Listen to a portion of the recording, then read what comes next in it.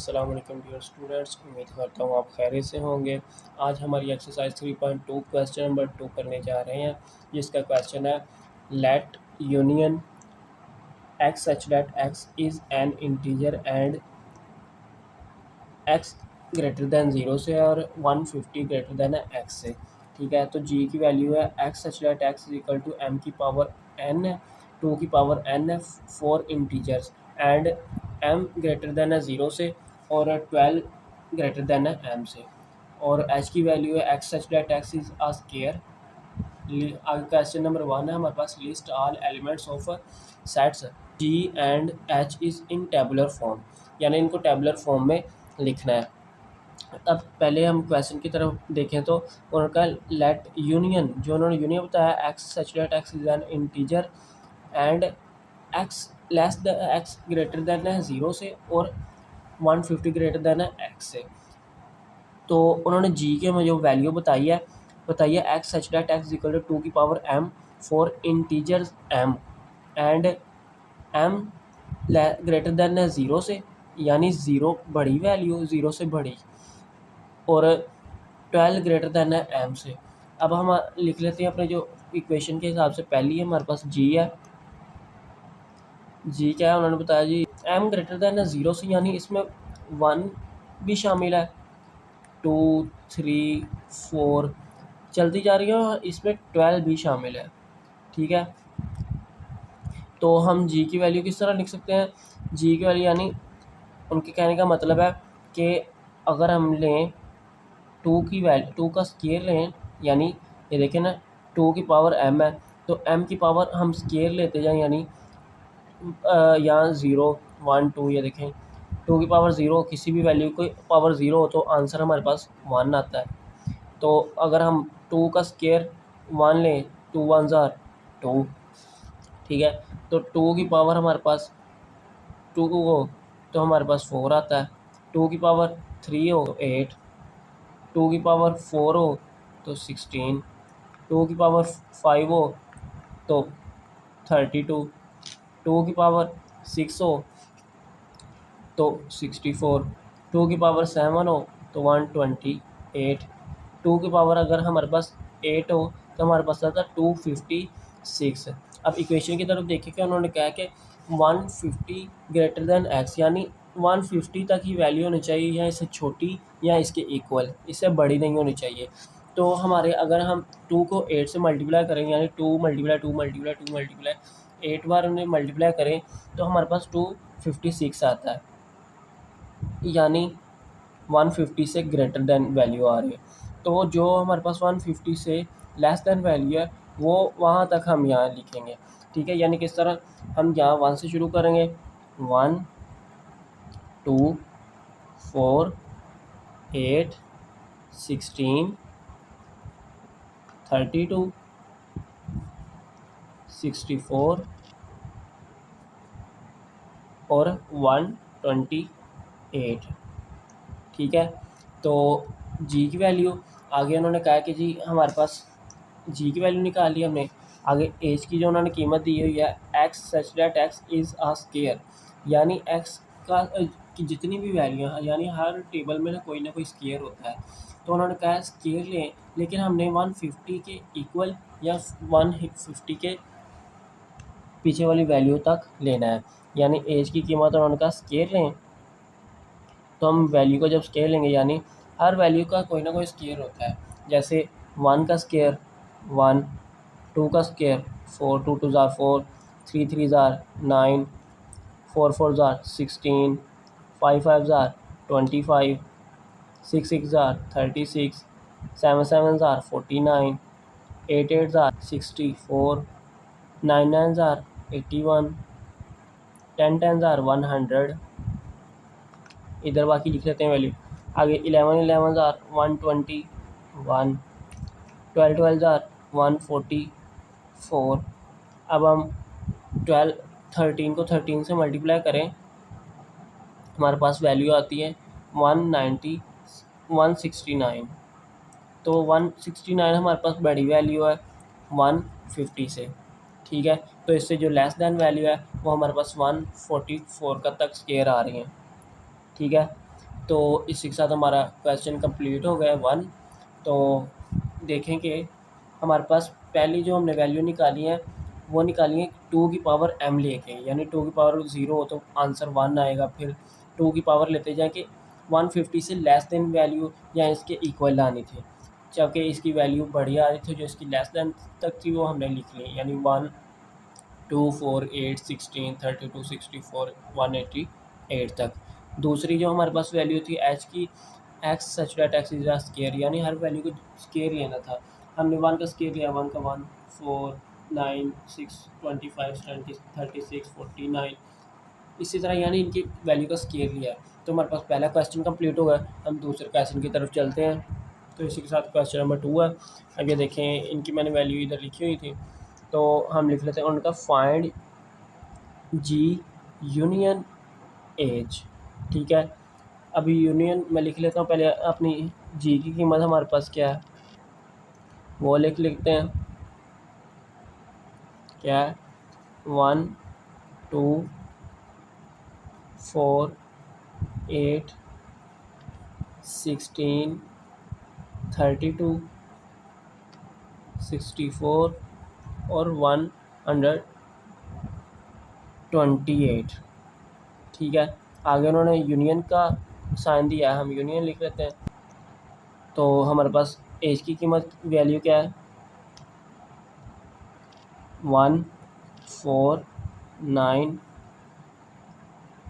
16 25 36 49 64 81 100 121 और 144। ठीक है, अब उन्होंने इस वैल्यू को कहा कि यूनियन, यूनियन कहते हैं किसी भी वैल्यू को इकट्ठा करना। ठीक है, तो हम इस वैल्यू को यूनियन किस तरह निकाल सकते हैं? हमारे पास वैल्यू क्या है? जी और यूनियन एज, इसका यूनियन निकालना है। तो हम यहाँ लिख लेते हैं क्या है? इकट्ठा करना है। हम सबसे पहले हमारे पास वैल्यू 1 आएगी, फिर उसके बाद हम देख लेंगे 2, फिर 3 इधर ना इसमें है ना हमारे पास, ना इसमें नहीं लिखेंगे। 4 इसमें, 5 भी नहीं है किसी में, 6 भी नहीं है, 7 8 है, और 9 है हमारे पास, 10 नहीं है हमारे पास। तो आगे हम देखेंगे 11 भी नहीं है, 12 भी नहीं है हमारे पास, 13 भी नहीं है, 14 भी नहीं, 16 ये हमारे पास 16 है, 17 भी नहीं है, 18 वो भी नहीं है, 19 भी नहीं है, 20 भी नहीं, 21 भी नहीं है, 22 वो भी नहीं है, 23 वो भी नहीं है। आगे हमारे पास वैल्यू जो 23 भी नहीं है, 25 है, ये देखें 25। आगे हमारे पास 25 के आगे 6 तक कोई भी नहीं है, 32 है हमारे पास, 32 लिख लेंगे। उसके बाद इससे जो आगे वैल्यू आती है 32 के, हमारे पास आती है 49, इससे और कोई भी नहीं है, ये है। तो हम यहाँ लिख लेते हैं 49, और इसके 49 के आगे हमारे पास जो बड़ी वैल्यू आती है वो हमारे पास आती है 64।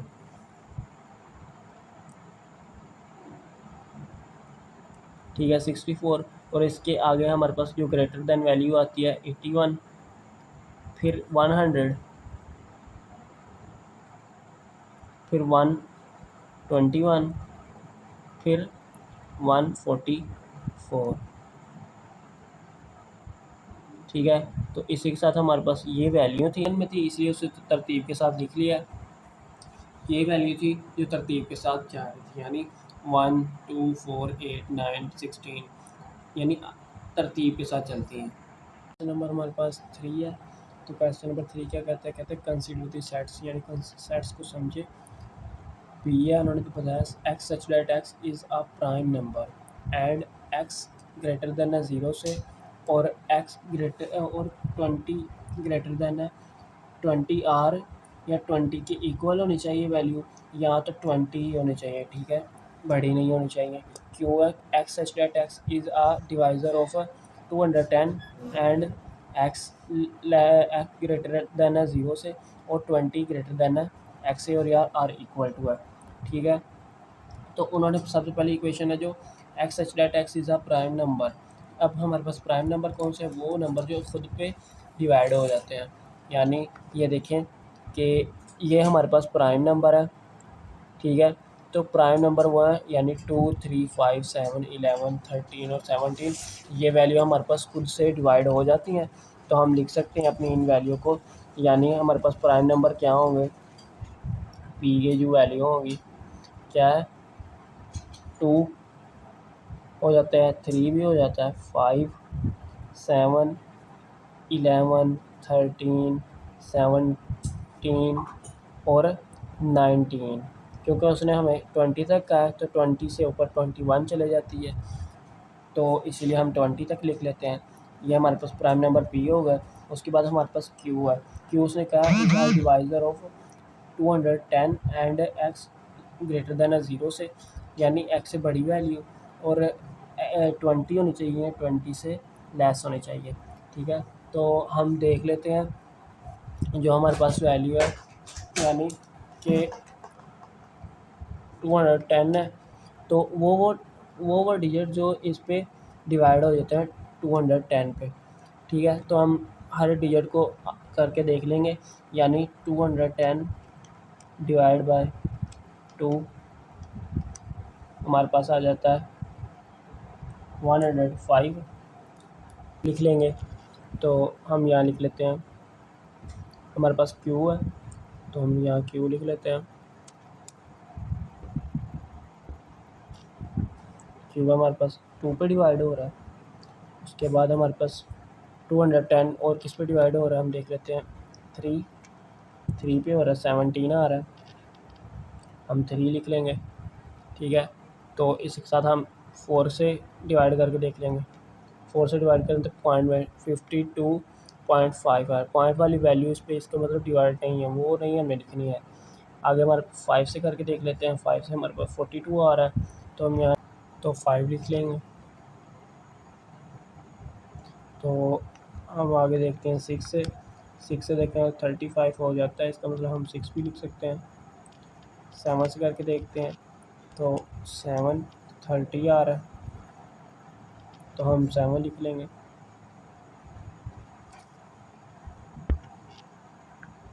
7 लिख लेंगे। तो हम 8 से करके देखते हैं,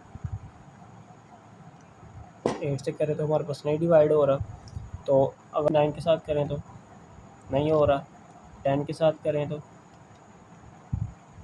हो रहा है, तो हम लिख लेंगे 10। 11 से करें तो नहीं हो रहा, 12 से करें तो